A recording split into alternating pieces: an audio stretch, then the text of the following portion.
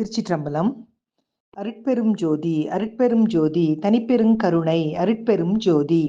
மனிதன் உணவு உடை உறையுள் என அவசிய தேவைகளை விட கலைகளை அதிகமாக விரும்புகிறான். பசியோடு சாப்பிட்டுக் கொண்டிருக்கும் போது வெளியே மேளத்தின் சப்தம் கேட்டால் சாப்பாட்டை விட்டுவிட்டு ஓடிப்போய் பார்க்கிறோம். வாணியம்பாடியில் பக்கத்து வீட்டில் பீடி தொழில் செய்யும் குடும்பம் ஒன்று இருந்தது. ஒருமுறை 7 நாட்கள் ஏதோ பிரச்சனையால் கூலி கிடைக்கவில்லை. அதனால் குடும்பம் முழுவதும் கொலைப்பட்டினி. கடனுக்கு தேநீர் வாங்கி குடித்துக் கொண்டிருந்தார்கள்.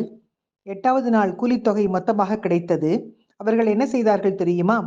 திரைப்படம் பார்க்க புறப்பட்டு விட்டார்கள். நான் வியப்படைந்த அந்த குடும்பத் தலைவரை நிறுத்தி, வந்த பணத்தில் அரிசி பருப்பு வாங்கி வயிறார சாப்பிடுவீர்கள் என்று நினைத்தேன். நீங்களோ சினிமாவுக்கு புறப்பட்டு விட்டீர்கள், ஏன் என்று கேட்டேன். அதற்கு அவர் சொன்ன பதில் என்ன தெரியுமா? சாப்பாடு எப்போதும் தான் சாப்பிடுகிறோம், சினிமா அப்படியா? நல்ல படமாம், எடுத்து விட்டால் என்ன செய்வது?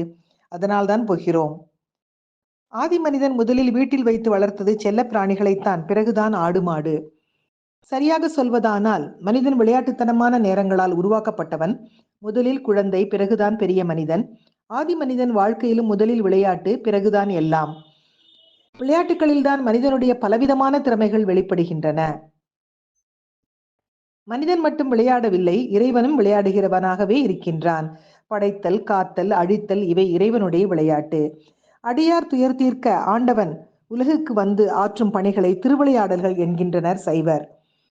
கலைகள் பாவம் என்பது கீழை நாட்டு சமயங்கள் சிலவற்றின் கொள்கை. அதனால் கீழை நாட்டினர் மகிழ்ச்சியை இழந்து விட்டனர். மேலை நாட்டினரோ வாழ்க்கையே வேடிக்கை விளையாட்டு என்று கூறி ஆடிப்பாடி மகிழ்கின்றனர். அந்த காலத்தில் அரசபையில் விதூஷகர்கள் இருப்பார்கள். அவர்கள் அரசனையும் அமைச்சர்களையும் சிரிக்க வைப்பார்கள்.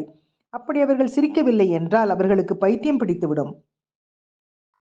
அரசர்கள் ஆடர் பாடர் கலைஞர்களையும் வைத்திருந்தது வேலையின் இறுக்கத்திலிருந்து விடுதலை பெறவே.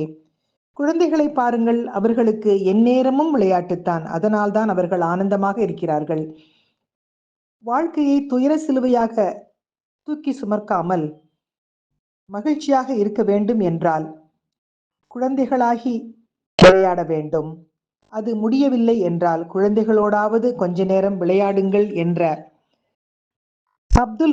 கவிக்கோ அப்துல் ரஹ்மான் அவர்களின் சிந்தனையை இன்றைய சிந்தனையாக்கி மகிழ்வோடு காலை வணக்கம் சொல்வது அழகம்மை சுவாமிநாதன். Happy morning.